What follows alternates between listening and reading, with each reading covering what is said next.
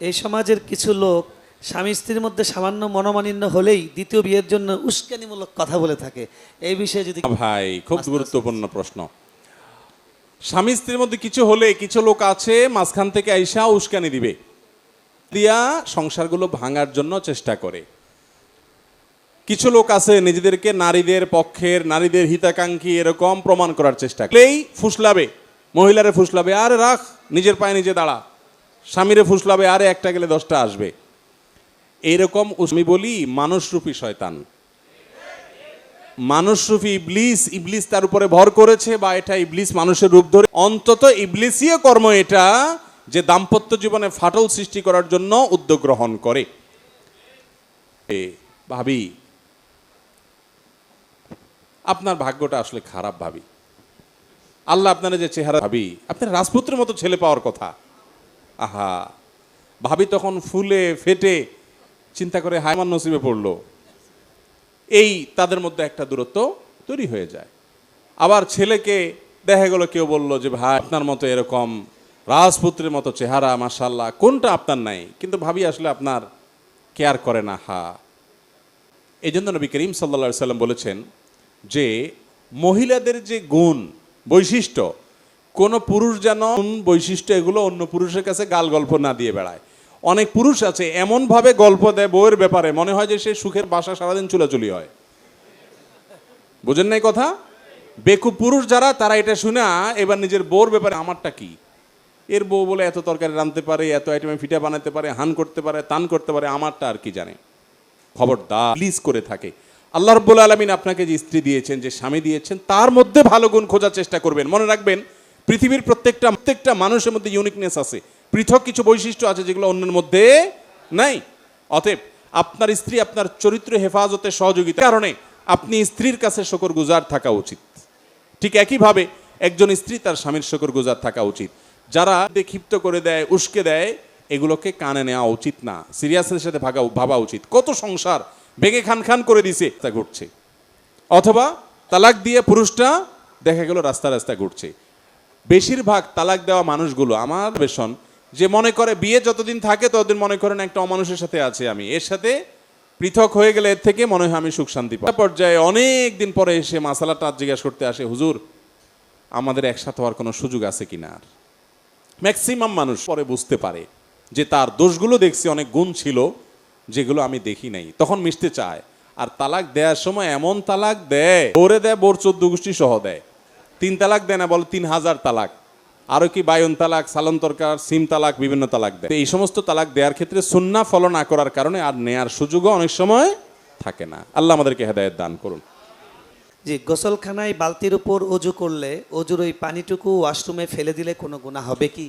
কোনো অসুবিধা নাই। অজুর ব্যাপারে রইল, সেগুলো আপনি টয়লেটে ফেলে দিলেন, কোনো অসুবিধা নেই, অথবা টয়লেট কমন পরিষ্কারে দিলেন, কোনো অসুবিধা হবে না, এতে কোনো গুনাহ হবে না। জি, জায়গায় বিভিন্ন মসজিদে আজান দেয়, এখন যে কোনো প্রথম আজান শেষ করে নামাজে দাঁড়ালাম, পরে অন্য মসজিদে আজান দিল, হবে কিনা?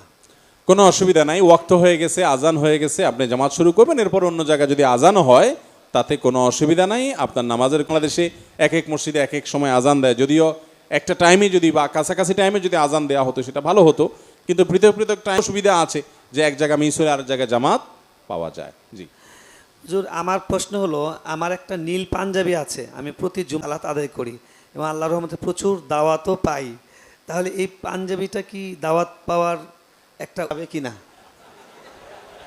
এটা হলো ওই যে আপনার ঠাডায় বক পড়ে আর ফকিরের কারামতি জায়ের হয়। আপনি দাওয়াত পান, এখন পাঞ্জাবির বরকত খুঁজতেছেন।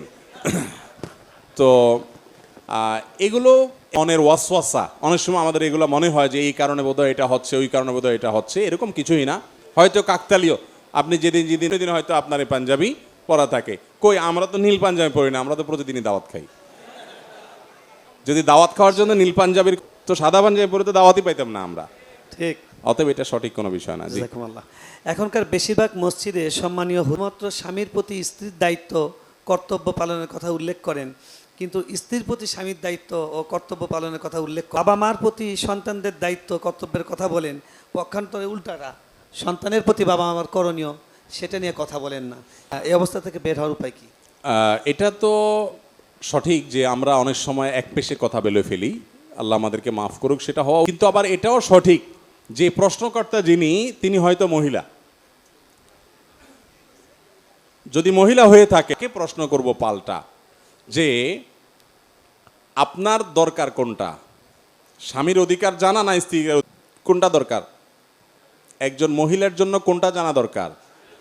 স্বামীর হক জানা দরকার। কারণ স্বামীর হক যদি কোনোটা আদায় না, তার কাছে ধরা খাইতে হবে। আপনার হক এটা জানা দরকার আপনার স্বামীর, এটা তো আপনার জানা দরকার না, বা এটা কারণ আপনার হক যদি আপনার স্বামী আদায় না করে, তাতে আপনার লস নাই, তার লস, সে আল্লাহর কাছে ধরা খাবে। ঠিক না ঠিক? ডক্টর খন্দকার আতেন, আমরা আজকাল সবাই অধিকার সচেতন, আমরা বেশিরভাগ মানুষ দায়িত্ব সচেতন না।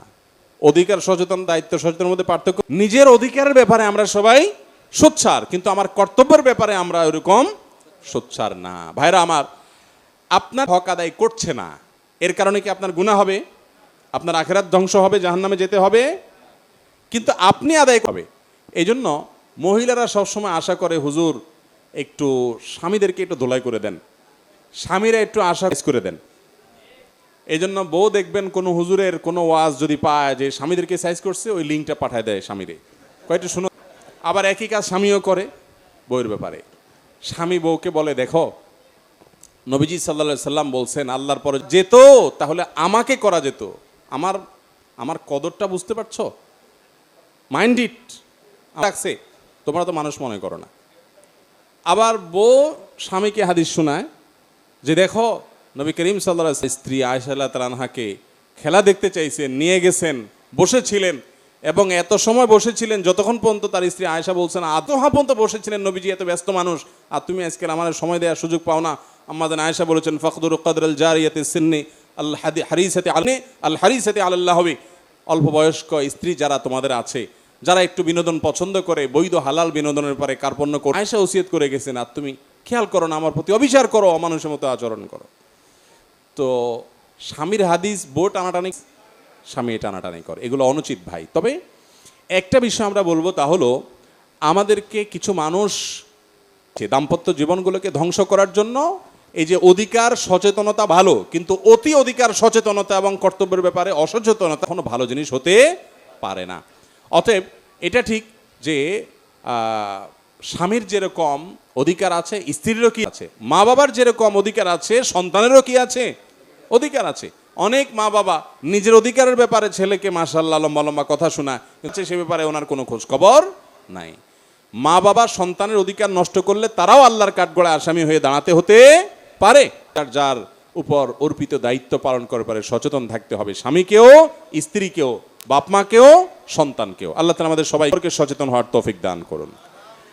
আমার বিবাহের ওয়ালিমার দিন সকালে আমার বাবা মারা যায় এবং সেদিন আমার বাড়ি চলে যায়, আর ফিরে আসেনি। 1 মাস পর সে অন্য জায়গায় বিবাহ করে, আমার সাথে এখনও তার তালাক হয়নি। এখন আমি যদি বিবাহ, তাহলে কি করতে হবে?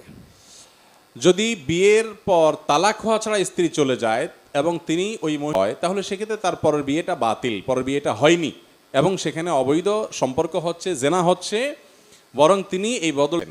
এই অবস্থায় তিনি আরেকটা বিয়ে করতে কোনো অসুবিধা নাই। এটা তার একটা স্ত্রী আছে, ফাও আর কি বলতে পারেন, নাম কাওয়াস্তে আছে, বিয়ে করতে কোনো অসুবিধা নাই। আর তার স্ত্রী যিনি অন্যত্র বিয়ে করেছেন, তিনি অবশ্যই হারামে লিপ্ত, তিনি যে কোনোভাবে এখান থেকে অন্যত্র সম্পর্ক তো হালাল হতে পারে না। মানুষের হায়াতকে আল্লাহ একবারই নির্ধারিত করে থাকেন? যদি তাই হয়, পরবর্তীতে হায়াত বা চিকিৎসা করলে বাড়ে, এ ধরনের কথা বলার কি যৌক্তিকতা, একটু যদি বুঝিয়ে বলেন।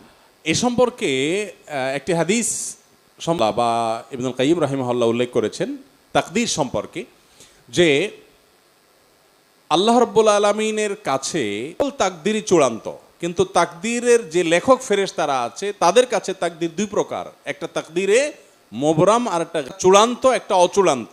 ধরুন একটা মানুষ তিনি অসুস্থ হয়েছেন বা অ্যাক্সিডেন্ট করেছেন, এখন সে যদি ট্রিটমেন্ট করে তাহলে সে এই পরিমাণ হায়াত পাবে, এটা হলো ঝুলন্ত, মুআল্লাক বলতে পারেন। আরেকটা হলো যে না, প্রত্যেকটা মানুষের একটা লিমিটেড, একটা ফিক্সড বাজেট আছে। ফর এক্সাম্পল, আপনার 50 বছর আপনার বাজেট আছে হায়াত, বাকি আপনি আপনার পদক্ষেপের উপর নির্ভর করে আরও 30 বছর, 20 বছর, 40 বছর আপনি বাঁচবেন বা বাঁচবেন না, সেটা আপনার পদক্ষেপের উপর নির্ভর করে। সচেতন, আপনি সতর্ক, এসব কারণে আল্লাহ তাআলা, বা আপনি নেক আমল করলে রিজিক বাড়ে, হায়াত বাড়ে, সেগুলোর কারণে আপনার হায়াত এক্সটেনশন আছে।